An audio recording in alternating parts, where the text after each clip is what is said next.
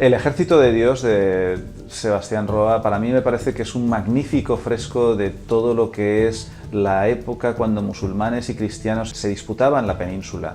Lo cuenta igual de bien que hace Tolstoy en Guerra y Paz, cruzando varias historias. En lugar de estar en la Rusia zarista y tener varias familias, tenemos las historias de los reinos cristianos, de los reinos andalusíes y de la invasión de los fanáticos almohades que quieren cambiar todo el mundo que existía en esa España cristiana, musulmana, tan variada, tan rica y tan intensa.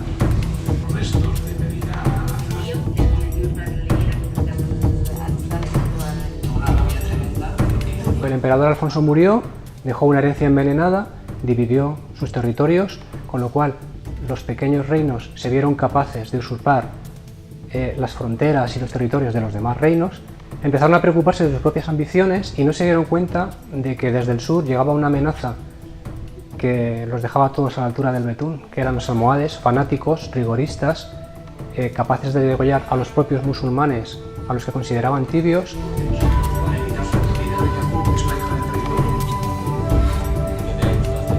Yaqub, que fue el tercer califa almohade, en un momento determinado él había oído hablar mucho de Medina Zahara, quería saber cómo era aquella antigua ciudad de los omeyas, ¿no? Donde se decía que vivían rodeados de lujos, de esplendor.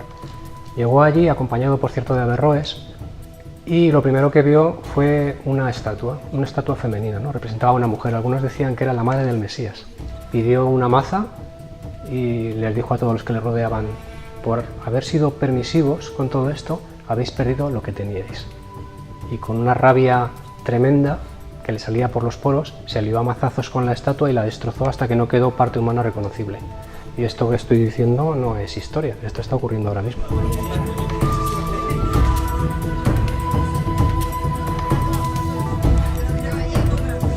Muchos lectores pueden volver a gozar del placer de la lectura, a disfrutar y a aprender y vivir aquel pasado y así no olvidar ni su pasado, ni su historia, ni su cultura. Para mí, el Ejército de Dios lo que merece es un ejército de lectores y de lectoras de todos los tiempos y de todas las edades.